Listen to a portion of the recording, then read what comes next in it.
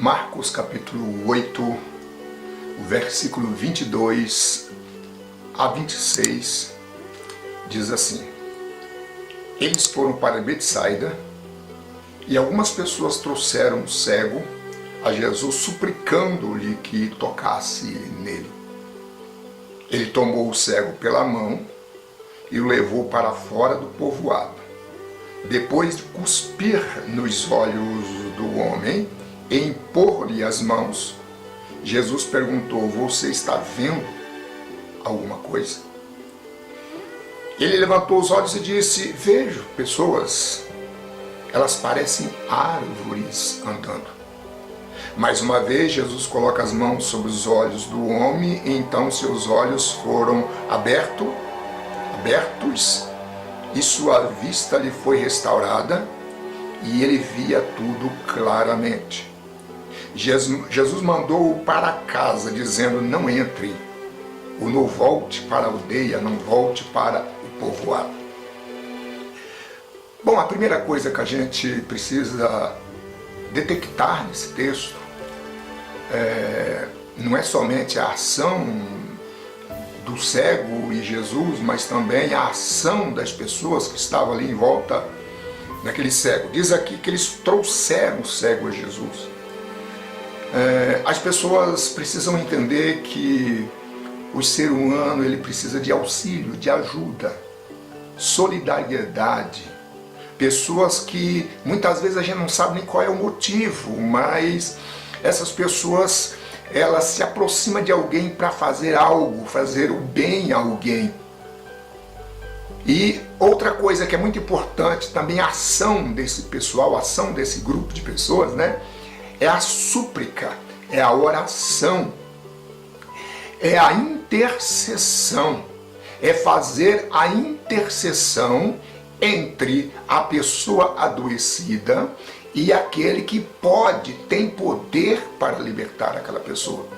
Então essas duas ações ficam muito claras. E nós precisamos entender que, na maioria das vezes, as pessoas, ou quase sempre, as pessoas precisam ser auxiliadas por alguém que já consegue ver, já consegue enxergar, que pelo menos não consegue enxergar tão claramente, mas que eles conseguem ver alguma coisa melhor do que o cego que não via nada. Então eles arrastam esse homem até a Jesus e ali implora para que Jesus possa fazer alguma coisa por este moribundo, por esse cego. No verso 23 ele diz assim: tomando o cego pela mão.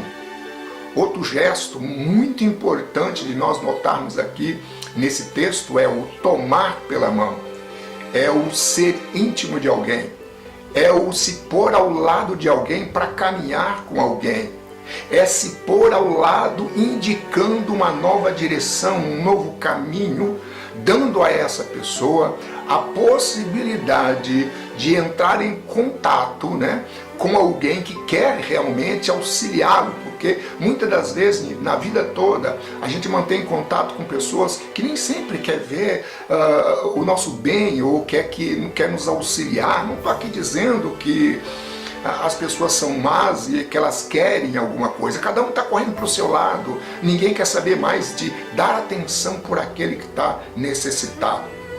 Jesus então toca na mão desse homem, segura pela mão, como é feito ali no Oriente Médio, pessoas que costumam pegar na mão do outro, carregar o outro e ter um papo, ter uma conversa com essa pessoa.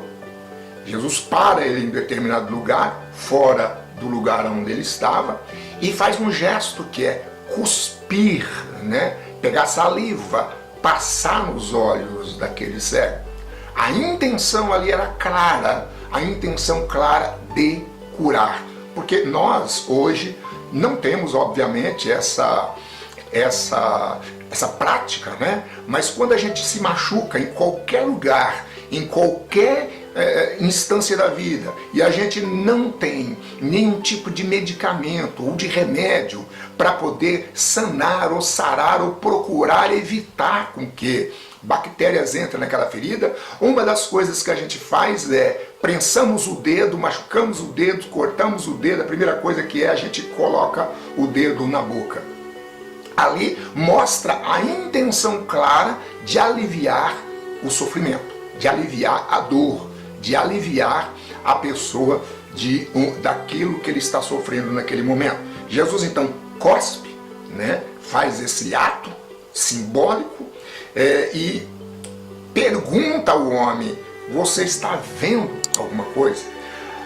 Outra coisa que a gente precisa notar aqui claramente é que nem sempre o primeiro contato, nem sempre o primeiro momento, a gente consegue enxergar tudo, e eu creio que nunca vamos enxergar tudo nesse momento, nesse primeiro toque, nesse primeiro contato, nesse primeiro momento com Cristo. Eu encontrei Cristo, eu tinha 15 anos de idade, 15 anos de idade, eu não entendia nada quem era Jesus, quem era o Espírito Santo, quem era Deus, quem era a Bíblia, quem era nada, mas eu senti que algo bom aconteceu comigo, isso mudou a minha vida.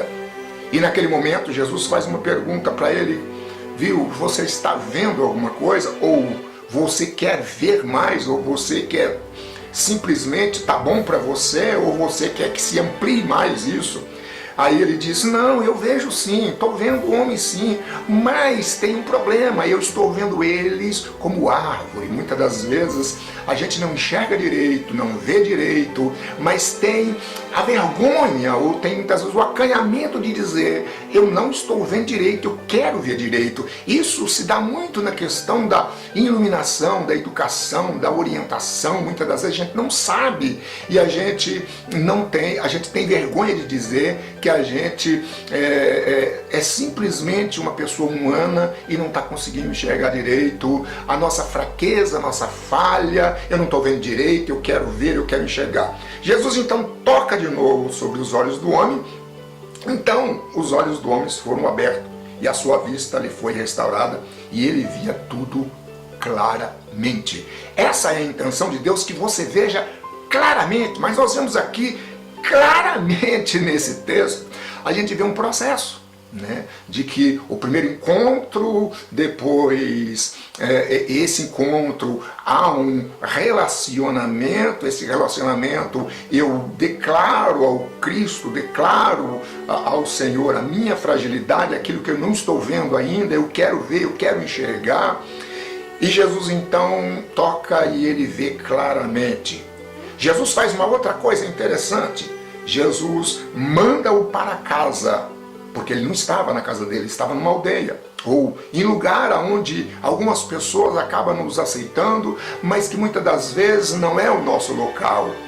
E a pessoa nos aceita porque nós não estamos bem, e muitas vezes a família acaba não aceitando, e a pessoa acaba utilizando drogas ou bebendo, ele se afasta da família e vai se unir com aquelas pessoas que têm o mesmo problema, a mesma dificuldade, é cego da mesma forma, não enxerga direito da mesma forma, e ali então eu começo a caminhar com aqueles que me dirigem para uma cegueira maior ainda. Jesus então, ele pega nas mãos daquele homem, traz ele para fora, faz essa cura e depois diz para ele: volta para casa, vai lá para sua casa, dá o testemunho daquilo que Deus fez por você.